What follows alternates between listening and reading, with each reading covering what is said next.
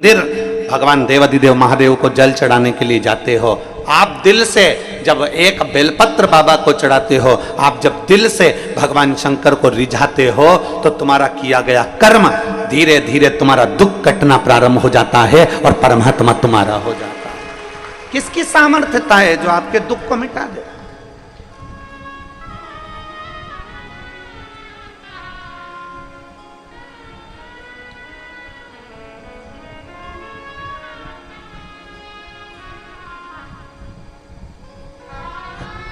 रामकृष्ण परमहंस जी को,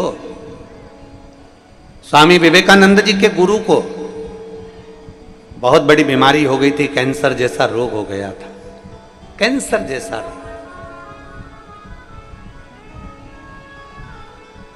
नरेंद्र ने कहा, स्वामी विवेकानंद जी बोले, ए गुरुदेव, आपको इतनी बड़ी बीमारी हो गई, इतना बड़ा रोग हो गया है, माँ शारदा, माँ दुर्गा आपके कहने पर आपसे बात करने के लिए आती है, तो गुरुदेव आप माँ शारदा से क्यों नहीं कहते कि मेरा ये रोग समाप्त कर दे? जब इतनी बड़ी बीमारी आपको हो गई है तो माँ शारदा से क्यों नहीं कहते?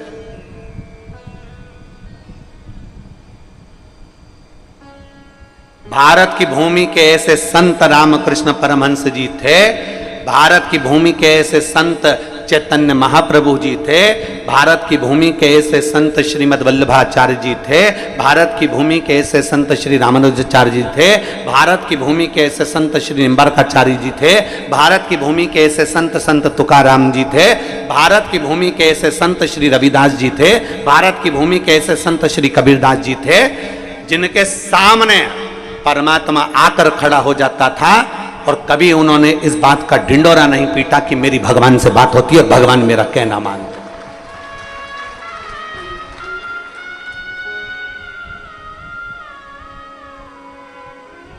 आज के जमाने में अगर भगवान सपने में भी दिख जाए ना, तो लोग माइकों पर डोंडी पीट पीट के कहते हैं, कल रात्रि को मुझे वो दिखे थे और उन्होंने ऐसा कहा था।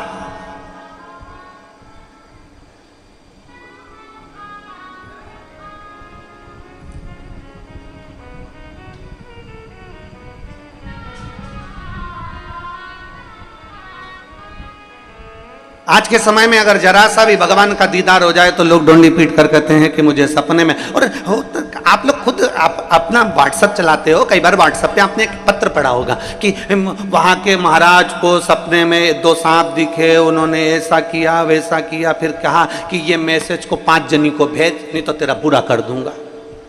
बोलो बोलो, सही है कि गलत है? अरे बोलो तो जम के, सही है। सपने में उनको दिखा और उन्होंने डोंडी पीटना चालू करा कि ये 5 लोगों को भेज, नहीं तो तेरा बुरा करना प्रारंभ कर दूंगा। अब भगवान ने सपने में ये भी बोला था कि जो मैसेज नहीं पढ़ेगा या नहीं भेजेगा तो उसका बुरा हो जाएगा। ये हम भ्रम में जी रहे हैं, एक आडंबर हमारे साथ में लगा दिया गया है, एक हमारे साथ में एक नाटक लगा दिया गया है कि तुम्हें कैसे डराया जाए। आज तक इस व्यासपीठ ने आज तक ये नहीं कहा कि तुम मंदिर नहीं जाओगे तो नरक पड़ जाओगे, कथा नहीं सुनोगे तो नरक पड़ जाओगे। इस व्यासपीठ ने आज तक नहीं कहा ये कि नरक चले जाओगे अगर कथा नहीं सुनोगे, या मंदिर नहीं जाओगे तो नरक चले जाओगे। ये व्यासपीठ आज तक नहीं बोली, ये व्यासपीठ कभी वर्णन नहीं करी। और इस व्यासपीठ ने यह भी नहीं कहा कि तुम स्वर्ग चले जाओगे कि नरक चले जाओगे।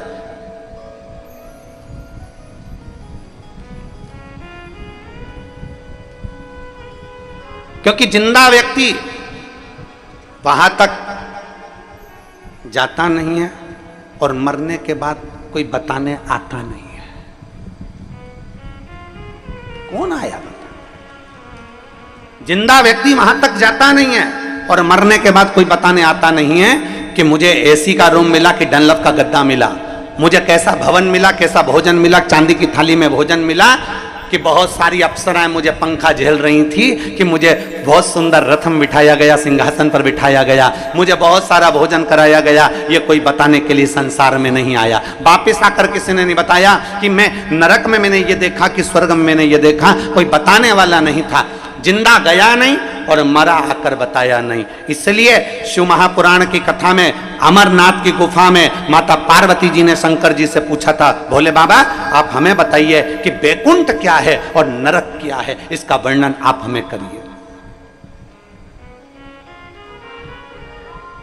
अमरनाथ जी की गुफा में माता पार्वती जी भगवान शिव से कहती हैं कि आप हमें बताओ नरक और स्वर्ग का भान क्या है। शंकर भगवान ने एक शब्द में, क्योंकि शंकर अड़भंगे हैं, शिव आडंबर नहीं जानते, शिव दिखावा नहीं जानते, उन्होंने एक शब्द में सारी बात को समाप्त कर दिया। पार्वती जी कहती हैं आप हमें बताओ स्वर्ग और नरक का भेद क्या है। शंकर भगवान ने कहा, पार्वती संसार में रह रहे हो, घर में रह रहे हो, परिवार में रह रहे हो, भर पेट अगर भोजन कर रहे हो, अच्छे कपड़े पहन रहे हो, अच्छे मकान में रह रहे हो, सब घर के लोग तुम्हारा कहना मान रहे हैं, तुम्हारी इज्जत तुम्हारे घर में है और तुम्हारे मांग में सिंदूर, हाथ में चुड़ला, पांव बिछोड़ी और बड़े प्रेम से आनंद के साथ आप अपनी जिंदगी जी रहे हो। आप बुजुर्ग भी हो गए तो घर के पोता पोती आपका सम्मान कर रहे हैं, घर के लोग आपका आदर कर रहे हैं। सुनो पार्वती, घर में भरपेट भोजन कर रहे हो, अच्छे से सो रहे हो,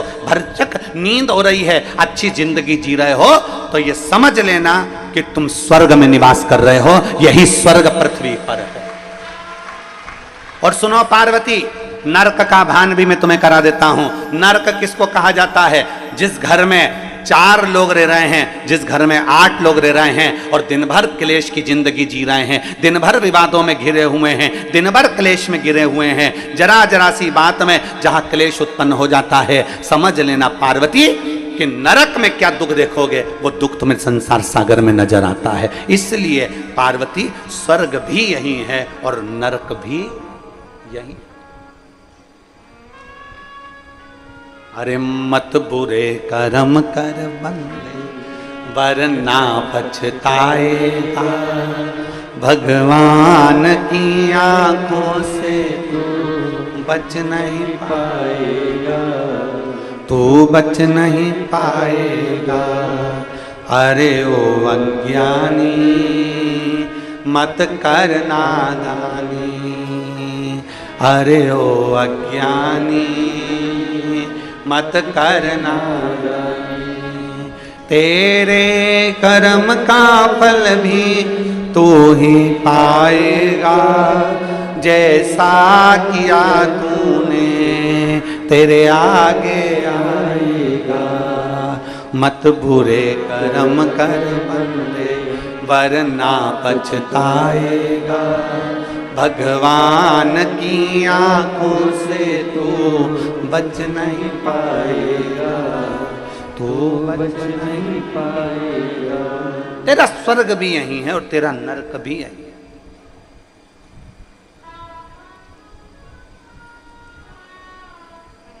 गुरु होता ही जीवन में ऐसा है कि वो आपको स्वर्ग और नरक का दर्शन पृथ्वी पर कराने का प्रयास करेगा। ऊपर की किसने देखी साहब?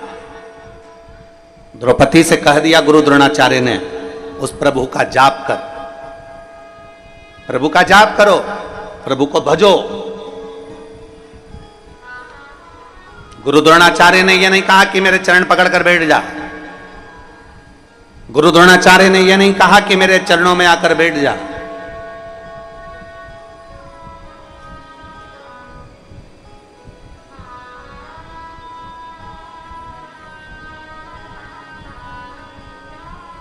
गुरु द्रोणाचार्य ने केवल एक ही बात कही, उस परमात्मा को याद करो। विपदा की घड़ी हो, विषम परिस्थिति हो, दुख का समय हो, उस समय पर उस शिव को, मेरे त्रिकालदर्शी कैलाशी को याद करो, उसको याद करो।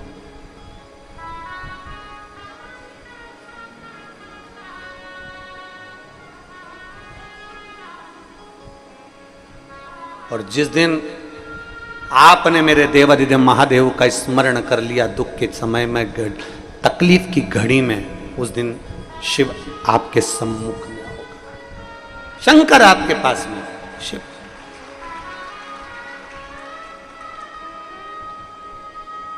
और अंत समय प्रभु आना पड़े वचन दिया तो निभाना पड़ेगा।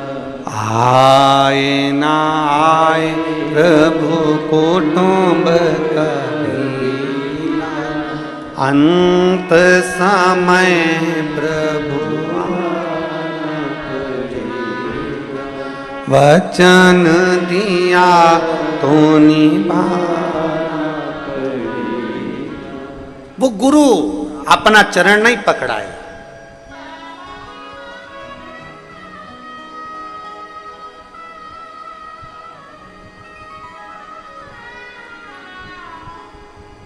उस गुरु ने अपना चरण नहीं पकड़ाया, गुरु द्रोणाचार्य ने पकड़ाया तो गुरु मंत्र पकड़ाया, पकड़ाया तो गुरु का द्वार पकड़ा। भजन करो, भगवान का स्मरण करो। स्वयं स्वामी विवेकानंद जी रामकृष्ण परमहंस से कहते हैं, अपने गुरु जी से कहते हैं, गुरु जी शारदा माँ तुम्हारी सुनती है, जगत जननी जगदम्बा अम्बा माँ काल रात्रि माँ दुर्गा भवानी तुम्हारी सुनती है। आप अपने शरीर में कैंसर जैसा रोग हो गया है, आप माँ को बोलते क्यों नहीं हो? आप माँ जगत जननी से कहते क्यों नहीं हो? रामकृष्ण परमहंस जी ने कहा, तू कह रहा है ना, बोलूंगा बोलूंगा। एक दिन रामकृष्ण परमहंस जी से स्वामी विवेकानंद जी ने कहा, आज तो तुम्हें जगत जननी दुर्गा भवानी से कहना ही पड़ेगा कि मेरा कैंसर का रोग समाप्त करो।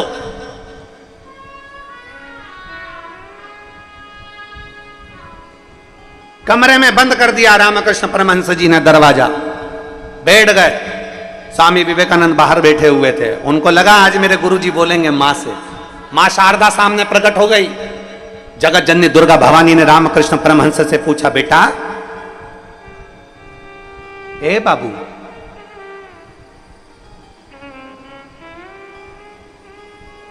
रामा रामकृष्ण, ए बाबू। रामकृष्ण परमहंस जी नेत्र बंद कर बैठे थे, आंखों से नीर बह रहा था। स्वामी विवेकानंद बाहर बैठे हुए इंतजार कर रहे हैं, आज मेरे गुरु की बीमारी ठीक हो जाएगी। आंख से आंसू बह रहे रामकृष्ण परमहंस के। और मां जगत जननी ने पूछा, बाबू तू रो रहा है? बाबू तेरी आंख में चले? राम, ए रामकृष्ण, ए बाबू,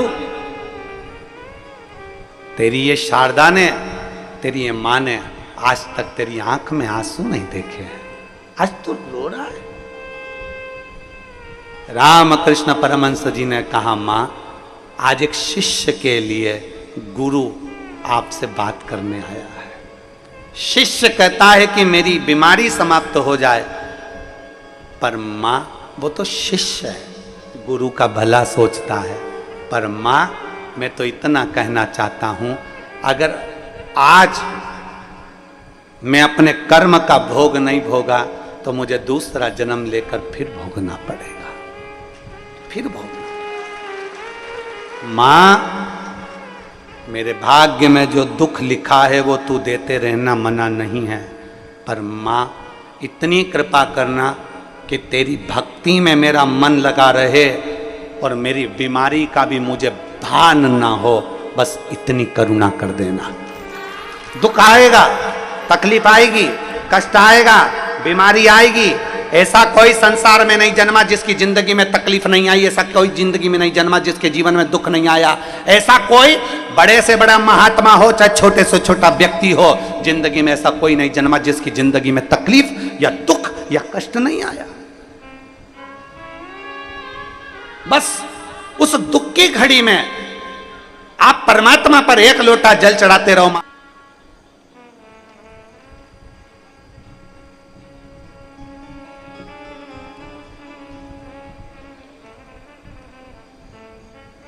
याद करो जगत गुरु शंकराचार्य जी का वो समय, 14 वर्ष की आयु में जगत गुरु शंकराचार्य जी जब पूरे विश्व में शिव का डंका बजा रहे थे,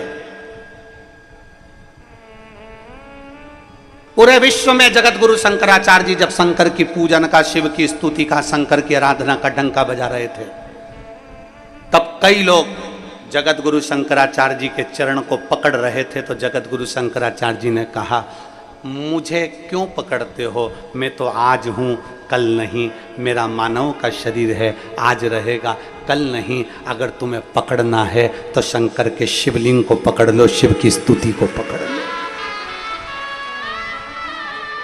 आज शरीर है, कल नहीं।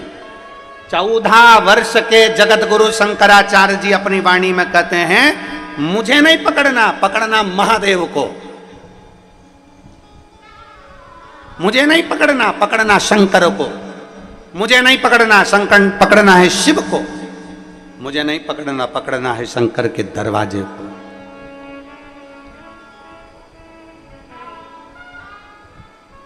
हमसे कोई संबंध आपका नहीं है, संबंध परमात्मा से बनाइए। एक असली गुरु जो होता है ना, एक सही गुरु जो होता है ना, वो आपको यही मार्ग बताएगा।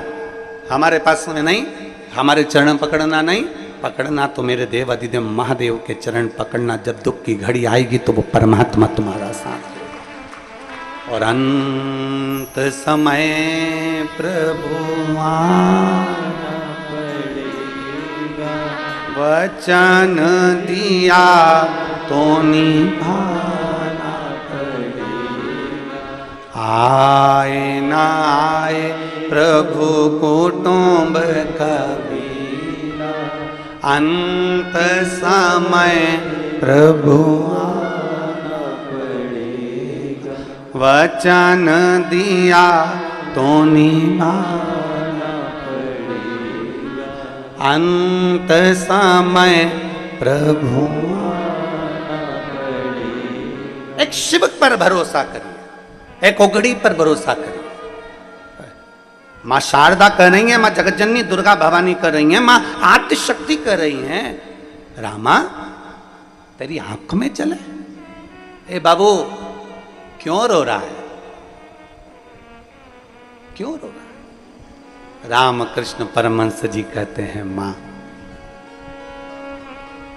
बस एक आस लिए बैठा हूं, एक आस।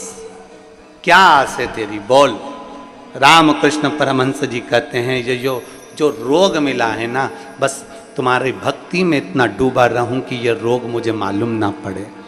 शिव जी के मंदिर में जब एक लोटा जल चढ़ाने जाओ, शंकर जी से अपने मन की बात कहते समय ये जरूर कहना कि अगर दुख की घड़ी आए तो परमात्मा इतनी कृपा जरूर करना कि वो दुख मुझे याद ना आए, तेरी भक्ति में इतना रमा रहूं, मैं तेरे भजन में इतना रमा रहूं।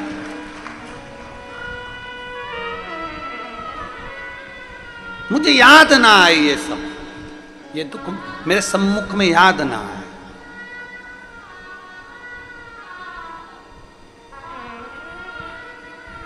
आप में से कोई लोग नाव में कभी बैठे हैं क्या? जो लोग बैठे हैं जरा हाथ उठाओ। नाव में कभी बैठे हो तो ठीक है, रख लो रख लो, बहुत जोरदार।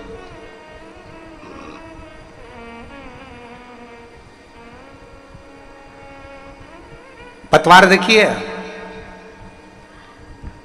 नाव खेने वाली, अरे बोलो तो जम के देखिए कितनी होती है? 2। एक क्यों नहीं होती? अगर एक पतवार से नाव को खेओगे, नाव पार उतर जाएगी क्या? वहीं की वहीं गोल गोल गोल गोल घूमती रहेगी, पार नहीं उतरेगी। उसी तरह मेरे ओघरदानी मेरे शंकर भगवान माता पार्वती को अमरनाथ की गुफा में बैठकर कहते हैं, पार्वती सुख और दुख ये 2 पतवार है, और ये 2 पतवार नाव में लगी रहती है। उसी तरह संसार सागर में जो जन्म लेता है उसको सुख और दुख की 2 पतवार पकड़ाई जाती है। अगर एक पतवार दी जाए तो वो वहीं गोते लगाता रहता है। ये 2 पतवार ऐसी होती है जो व्यक्ति को मंजिल तक पहुंचा देती है, मंजिल तक पहुंचाती है। केवल सुख सुख मिल जाए ना, केवल अच्छा ही अच्छा मिल जाए, गुलाब जामुन खाने को मिल जाए तो दांत सड़ जाते हैं। अगर पेड़ा ही पेड़ा खाने को मिल जाए तो दांत सड़ जाते हैं। अभी तुम रोज भोजन कर रही होगी, उसमें नुक्ती, मिक्सचर, खिचड़ी, रोटी, सब्जी सब मिल रहा होगा। तुम एक दिन विचार करना कि मुझे तो नुक्ती खाना है, बूंदी बूंदी खाना है, तो थोड़ी देर बाद रुमाल ऐसा रख के कथा में बैठी रहोगी। अब कोई तुमसे पूछे क्यों हुआ क्या? नुक्ती पेट में भी दुखती और दांत में भी दुखती। तो अब कोई पूछे तुमसे कि तू ये दांत पर मुंह पर ये कपड़ा लेकर क्यों बैठी है, तो कहे बस आज मेरे दांत में बहुत दर्द हो रहा है, आज मेरे को थोड़ा पेट में भी बहुत दर्द हो रहा है, बार बार ऐसा लग रहा है कि मड़ोड़ उठ रही है बार बार। तो कोई पूछेगा क्या खाया था, तो के खाने को तो रोटी भी थी, खिचड़ी भी थी, दो चीज़ थी। अगर ज़्यादा कहीं तबीयत मबीयत गड़बड़ हो तो खिचड़ी खा लो, और अगर अच्छे दमदार हो तो रोटी निपटा लो। पर मेरी भी बुद्धि मारी गई थी, अकेली में जोरदार अच्छी कुरकुरी सी नुक्ती थी, वो निपटा गई। अब मुझे क्या मालूम था कि नुक्ती पेट में दुखती, अब मुझे क्या मालूम था, मेरे को तो लगा कि अच्छी है।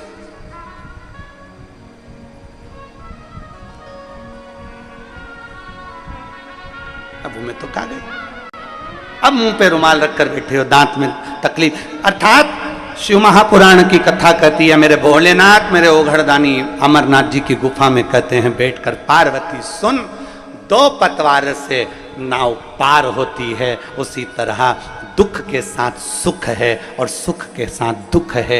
एक पहले चलती, फिर दूसरी चलती, फिर एक चलती, फिर दूसरी चलती। सुख आएगा, दुख आएगा, सुख आएगा, दुख आएगा, सुख आएगा, दुख आएगा, और अंत में मंजिल तक पहुंच जाओगे। बस तुम्हारी नैया पार हो, भटकना नहीं है।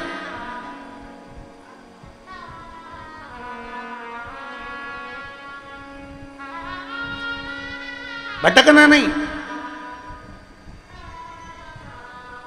अगर हम इस सुख दुख की नाव में सवार हैं, मंजिल तक पहुंचना है तो परमात्मा का, रामकृष्ण परमहंस जी से मां जगत जननी करी, मांग तुझे क्या चाहिए, आज मेरा दिल प्रसन्न है क्योंकि तेरे शिष्य ने तेरे लिए सोचा है, तो बोल तुझे क्या चाहिए। रामा बोल दे, रामा, हे बाबू मुंह से बोल तो सरी। रामकृष्ण परमहंस जी कहते हैं, मां आज एक इच्छा है मेरी, वो तू पूरी कर देना। माँ कौन सी इच्छा है, बोल रामकृष्ण परमहंस। माँ पूछ रही है कौन सी इच्छा। तब स्वामी विवेकानंद जी का स्मरण आया और रामकृष्ण परमहंस जी ने कहा, माँ इतना जरूर करना, जब मेरे अंतिम क्षण हो, प्राण छूट रहे हो माँ, तब तेरी गोद में मेरा सिर रखा हुआ हो और मैं अपने धाम को चला जाऊं। बस इतनी क्या करें।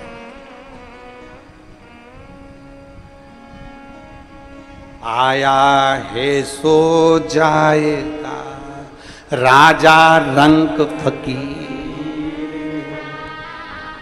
जो आया वो जाना है। ऐसा संसार में कोई जन्म, मरण और परण, तीन मेरे बाबा के हाथ में है। जन्म, डॉक्टर ने कह दिया 8 तारीख की डिलीवरी का टाइम है, मालूम पड़े 15 दिन पहले हो गई या 10 दिन और निकाल दी। जन्म, मरण, मृत्यु। किसी ने पत्रिका देखकर कहा था बहुत लंबी उम्र है, मालूम पड़ा टेका या निपट गए। डॉक्टर ने कहा था अंतिम सांस चल रही है, घर ले जाओ, मालूम पड़े 1 साल तक पलंग पे पड़े पड़े निकाल दिए, मरे ही नहीं। 4 बार गीता जी सुना दी, 3 बार गोबर लिप के नीचे सुला दिया, मालूम पड़े फिर सांस चल गई, फिर उठा के पलंग पे लेटा दिया, निपटी नहीं, मरे ही नहीं। जन्म, मरण, परण, विवाह, शादी। तुम सोच कर बैठी थी मैं लड़के की शादी करूंगी, ऐसी बहू लेके आऊंगी, लड़की की शादी करूंगी, ऐसा दामाद ढूंढ के लाऊंगी। अब हम क्या बोलें तुमको, तुम सब अच्छे से जान रही होगी तुम्हारे घर में कैसी आई है और कैसे दामाद और कैसे सब मिले हैं, ये तुम सब जानते। कितना कितना सोचा था, कितना कितना विचार करा था, कितना कितना मन में सोच कर बैठे थे।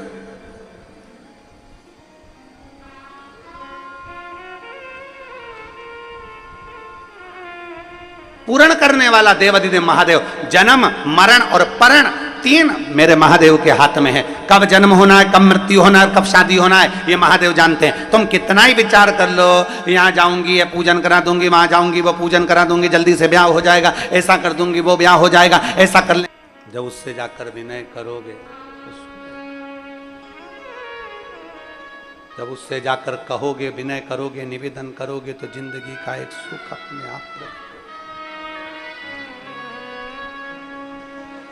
मांगू क्या मैं क्या नहीं तुमने दिया,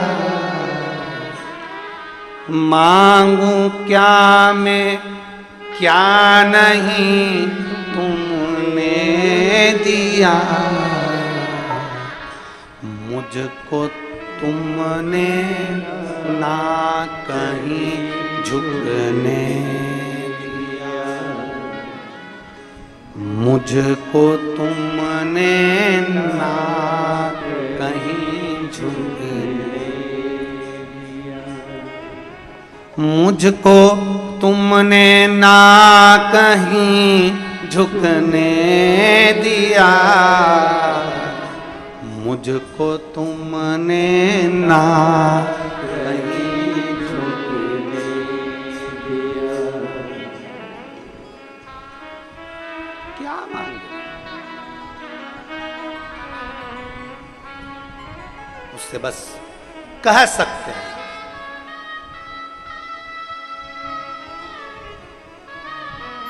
जब से मेरे सर पे तेरा हाथ है,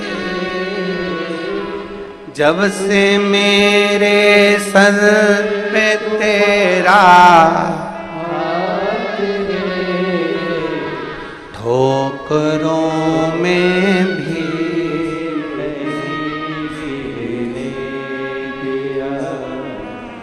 ठोकरों में भी नहीं गिरने दिया, मांगू क्या मैं क्या नहीं तुमने दिया, मांगू क्या मैं क्या नहीं तुमने दिया, मुझको तुमने ना कहीं झुकने दिया, मुझको तुमने ना कहीं झुकने। ये शिव औघड़ी है,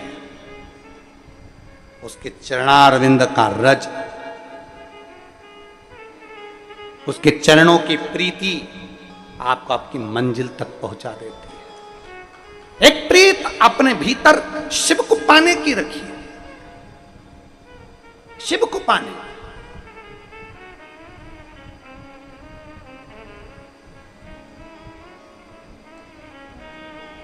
आपने कई बार देखा होगा, हमने अपनी व्यासपीठ से भी कई बार कहा, और कोई अगर मिलने भी आता है तो हम अपना चरण कभी माताओं से छूने नहीं देते, क्योंकि हम उनको कहते हैं कि तुम हमारी जीजी हो और हम तुम्हारे भाई हैं, और भाई के पैर बहन पड़े ये कहाँ की रीति है।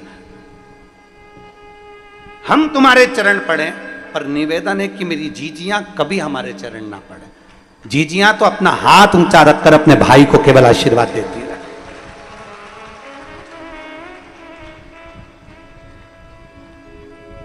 और अगर चरण पकड़ना है तो किसी संसार के लोगों के नहीं, चरण पकड़ना है तो किसी संसार के व्यक्ति के नहीं। अपने सास ससुर के चरण पकड़ो, अपने पति के चरण पकड़ो, अपने माता पिता के चरण पकड़ो, और चरण पकड़ना है तो मेरे महादेव के चरण पकड़ दो, इसके सिवा किसी के मत।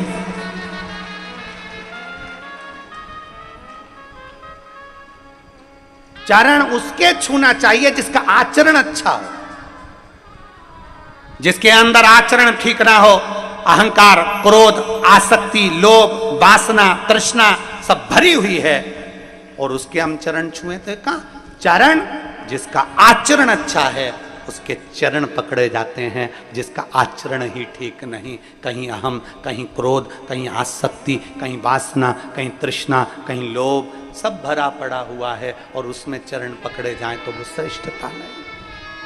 आचरण ठीक है तो चरण पकड़ लो, और आचरण अगर किसी संसार के व्यक्ति का, हम एक बार बहुत बहुत धन्यवाद दिए। आपने भी कई बार कथाओं के माध्यम से सुना होगा कि कोरोना महामारी में कोरोना काल में जब घर के बच्चे अपने माँ बाप का अंतिम संस्कार करने के लिए नहीं आए, तब कोरोना महामारी में हॉस्पिटल में काम करने वाले वो कर्मचारी, हॉस्पिटल में पोछा लगाने वाले, झाड़ू लगाने वाले, जिनको लोग छूना पसंद नहीं करें, जो जिनको लोग कहते हैं कि ये तो ऐसे, ये तो वैसे, उन व्यक्तियों ने, जिन्होंने हॉस्पिटल में एक साधारण सा अपना ये नहीं देखा कि मुझे कोरोना हो जाएगा, उन्होंने ये नहीं देखा कि मुझे तकलीफ हो जाएगी, उन्होंने हॉस्पिटल में दवाई भी दी, गोली भी दी, तुम्हारा ट्रीटमेंट भी करा, तुम्हें छुआ भी, और आखिरी में जिनके बच्चे अंतिम संस्कार करने नहीं आए उनको ले जाकर अंतिम संस्कार भी करा। ये उनके आचरण अच्छे थे, उनके चरण छूने के लायक।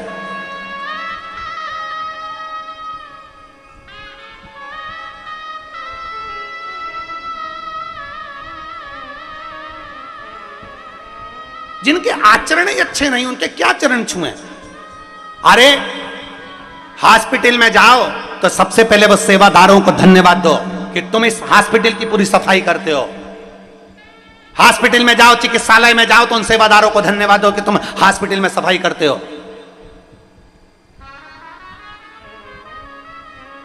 जिस रोड पर कोई घूमना पसंद नहीं कर रहा था कोरोना महामारी में, उसमें पुलिस प्रशासन का एक एक कर्मचारी चौराहे चौराहे पर ड्यूटी दे रहा था। क्या उनके बच्चे नहीं थे? क्या उनकी पत्नी नहीं थी? क्या उनके माता पिता नहीं थे? पर एक एक पुलिसकर्मी ने चौराहे पर खड़े हो होकर सेवा दी है। धन्यवाद देना उन पुलिसकर्मियों को जिन्होंने अपनी ड्यूटी को सही मायने में निभाया है। साधुता इनको दीजिए। जिसका आचरण ठीक ना हो उसके चरण भी मत छुओ। व्यासपीठ भी ये कहती है, आप आचरण अच्छे नहीं है, चरण ना छुए। जिसका आचरण अच्छा है उसके चरण पकड़ लीजिए, उसके चरण पकड़। अपने अंदर अहंकार इतना भर लिया, अपने अंदर क्रोध भर लिया, अपने अंदर आसक्ति भर ली, अपने अंदर तृष्णा भर ली। एक बच्चा अपने दादाजी से पूछा, दादाजी ओ दादाजी। दादाजी बोले, हाँ रे बोल बोल क्या है रे?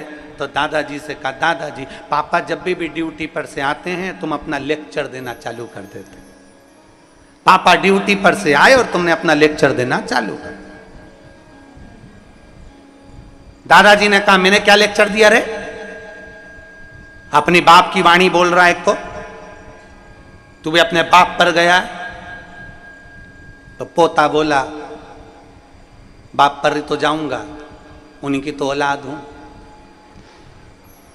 मैंने क्या बोला कि दादाजी पिताजी जब भी ड्यूटी से आते हैं तुम लेक्चर देना चालू कर देते हो। गुस्सा मत करे कर, क्रोध मत करा कर, अहंकार मत कर, क्रोध मत कर, क्रोध मत कर, क्रोध मत कर। ये बार बार तुम्हें बोलना चाहिए क्या? अपने अंदर गुस्सा नहीं रखना, अपने अंदर क्रोध नहीं रखना, अपने अंदर अहंकार नहीं रखना। तो इतने में पोता बोला, दादाजी क्या नहीं रखना है, उसमें रखने से क्या होता है? इतने में दादाजी भी चतुर थे, उन्होंने एक झिंगुर उठाया, काकरोच, और दादाजी ने काकरोच उठाकर, झिंगुर उठाकर अपने पोते की शर्ट के अंदर डाल दिया। अब तो पोता बार बार झटका रहे, झिंगुर झिंगुर झिंगुर झिंगुर झिंगुर। अब बैठे तो उसको झिंगुर झिंगुर नजर आ रहा। अब दादाजी मुस्कुरा रहे, पोता परेशान। दादाजी ने कह दिया, ले मैंने झिंगुर निकाल दिया।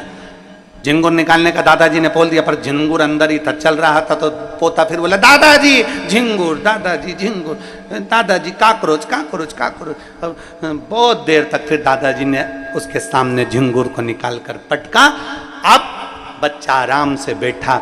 बस दादाजी ने कहा, बेटा मैं अपने पुत्र को, पोते से कहा, अपने पुत्र को कहता हूं कि अपने अंदर क्रोध मत रख, अपने अंदर अहंकार मत रख। एक झिंगुर, एक काकरोच अंदर चले जाता है तो वो सही से बैठने नहीं देता। अगर अंदर क्रोध और अहंकार चले गया तो जिंदगी में अच्छे से रहने नहीं देगा। एक काकरोच अंदर गया, एक झिंगुर अंदर गया, एक काकरोच हमारे वस्त्र में चले गया तो हमें अच्छे से बैठने नहीं देता। थोड़ी थोड़ी देर में अगर एक छिपकली तुम्हारे बीच में आ जाए तो तुम, अरे भाई छिपकली आई, तुरंत तुम्हें बैठने नहीं देगा। एक काकरोच, एक चीता, एक चींटी, एक झिंगुर तुम्हें बैठने नहीं देता, तुम्हें अच्छे से कथा नहीं सुनने देता, तुम्हें अच्छे से काम नहीं करने देता। तो हमारे भीतर अगर अहंकार भरा होगा, हमारे भीतर क्रोध भरा होगा, हमारे भीतर आसक्ति भरी होगी, हमारे भीतर तृष्णा भरी होगी, हमारे भीतर वासनाएं भरी होंगी, तो हमें क्या अच्छा लगेगा? हम कैसे सुख का जीवन जी सकते हैं? हम कैसे परमात्मा से मिल सकते हैं? हम कैसे शंकर के हो सकते हैं?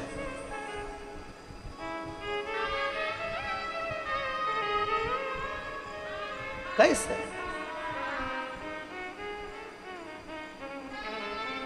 आंधियों में भी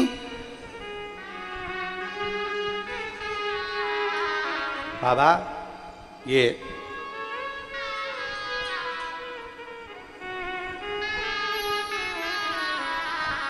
आंधियों में भी हम भी मिट जाए।